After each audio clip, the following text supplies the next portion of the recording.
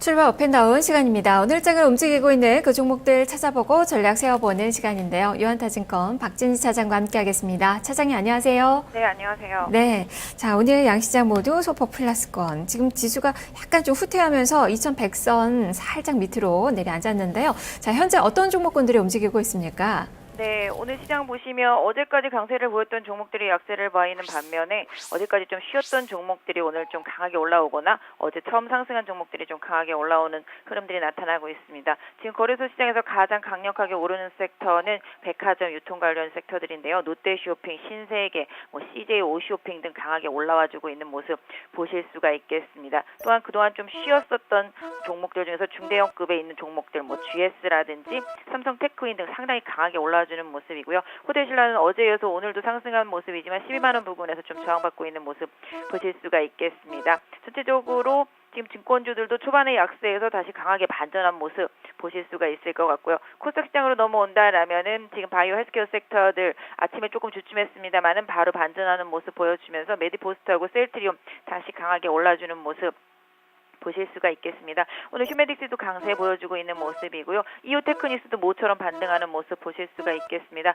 반면에 내추럴 엔도텍은 소폭 하락하고 있고요. 화장품 섹터들은 약세 보여주고 있습니다. 아모레 퍼시픽을 비롯해서 한국콜마, 제니 등 약세 보여주고 있는 모습이고요. 에이블 CNC도 하락세 보여주고 있는 모습입니다. 오늘 약간 좀 특징이라면 다음 카카오와 네이버가 좀 반등에 나선 모습이 좀 특징이라고 볼 수 있을 것 같은데요. 전반적으로 시장 상승에 따라서 대형주들이 올라갈 때 못 올라갔던 다른 대형주들이 오늘 좀 시장을 메워주고 있다는 것이 시장의 큰 특징이라고 보시면 될 것 같습니다. 네, 자 그러면 오르는 종목부터 하나하나 살펴보도록 하죠. 지금 자동차 쪽도 괜찮습니다. 현대차는 소폭 마이너스권 전환이 나왔지만 지금 기아차가 한 1% 정도 오름세가 기록이 되고 있는 그 상황이고요.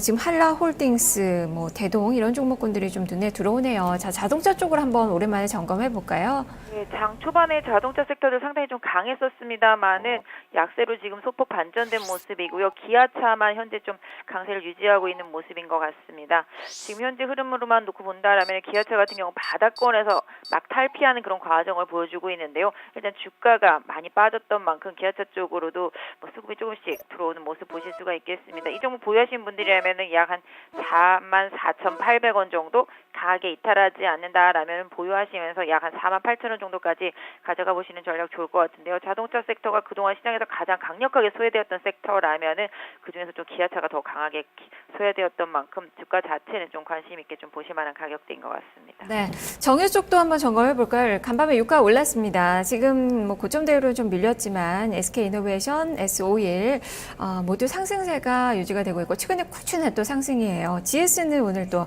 한 3% 가까이 오르는 모습인데요. 자, 이쪽은 전략 어떻게 주실까요? 네, 정유주가 간밤에 유가가 올랐지만 미국 시장에서 에너지 관련주들이 많이 약세를 보였습니다. 그 흐름 그대로 타고 있는 것 같고요. 단기적인 급등 부담감이 화학주와 함께 정유주 섹터 쪽으로 매물 출회되고 있는 모습을 보실 수가 있겠습니다. 오늘 일단 정유주 쪽은 관망하시는 게 좀 좋을 것 같고요. 지난번에 말씀드렸던 대로 상대적으로 건설과 정유 모두 가지고 있는 지주사인 GS가 많이 부각이 안 됐었는데요. 최근에 선조정을 강하게 받았던 만큼 오늘 좀 거래량 실려주면서 올라오고 있어서 이 종목 보유하시는 분들은 조금 더 끌고 가시면서 다시 한번 45,000원대 안착 확인하시면서 한 5만 원 정도까지 한번 이어가 보시는 전략이 좋을 것 같은데요. 아까 말씀드렸던 대로 상대적으로 약했던 종목들이 올라오고 있다라는 측면에서 봐주신다라면은 그동안 좀 단기에 많이 급하게 달려왔던 화학주라든지 정유주 이런 쪽 건설 섹터 등이 조금 승고르게 할 수 있다라는 점 염두에 두실 필요가 있을 것 같습니다. 자, 그리고 삼성그룹주를 한번 보죠. 삼성그룹주에서 눈에 띄는 그 종목군들이 있습니다. 호텔슬라임 어제도 살펴봤지만 4% 넘게 오르고 있고요. 오늘 삼성테크인이 4.5%대 강한 모습이 펼쳐지고 있고 삼성 엔지니어링도 어제도 많이 올랐고요. 오늘도 한 1% 넘게 상승세가 나타나고 있는데요. 이 두 종목 한번 살펴볼까요? 네, 가장 찌질했던 삼성그룹주 중에 하나였었죠. 물론 삼성테크인은 지금 삼성그룹주가 아닙니다만은 삼성테크인 강력하게 올라오고 있습니다. 이 종목 저희 방송 통해서도 충분히 저가 메리트에 있다라고 계속적으로 말씀드렸던 종목 중에 하나라고 보여지는데요. 삼성테크인 한화로 넘어감에 따라서 한화의 방산 부분에서 향후에 좀 시너지 기대감 충분히 있을 것 같고요. 그렇다라면 삼성테크인 고유의 영역에서 좋은 결과 좀 앞으로도 좀 기대할 수 있지 않을까 싶습니다. 다만 단기에 한 이틀 동안 좀 급등했기 때문에 매물대가 29,000원 부근에서 형성되어서 좀 나오고 있는 모습인데요. 뭐 개인적으로는 이 종목 3만 원만 돌파된다라면은 충분히 33,000원까지 갈 수 있다라고 보고 있습니다. 일단 일시적인 조정이라고 보여지고 있는데요. 오늘 상승폭이 좀 상당히 큰 모습이기 때문에 보유하신 분들은 윗꼬리가 좀 달리더라도 가져가신 전략 좋을 것 같고요. 전반적으로 27,000원만 강하게 깨지 않는다라면은 일단 좀 유지를 하시는 것이 좋을 것 같습니다. 삼성 엔지니어링도 뭐 건설주 중에서 가장 바보였었죠. 중독 쪽에서 워낙 타격이 컸었고 앞으로도 뭐 빅베스 이후에도 더 손실날 부분이 있다라는 뭐 얘기들도 나오면서 가장 못 갔던 종목인데요. 최근에 좀 강하게 올라왔습니다. 다만 역시 이 종목도 아침에 47,800원의 윗꼬리가 생기면서 직전 고점에 저항을 받고 있는 모습인데요. 보유하셨다라면 일단 44,000원 이탈하지 않는다라면 유지하실 필요도 있겠습니다만은 단기 트레이딩을 하시는 분들이라면은 다시 한번 47,800원 강하게 이탈하지 못한다라면은 조금 관망치 해주시는 것도 좋을 것 같습니다. 네. 자, 삼성을 봤다면 오늘도 이 가장 강한 그룹주가 바로 두산그룹주가 아닐까 싶습니다. 지금 두산인프라코어가 한 7% 넘게 오르고요. 두산중공업도 5% 육박하는 상승, 두산엔진, 두산 모두 다 강한 움직임이 펼쳐지고 있는데요.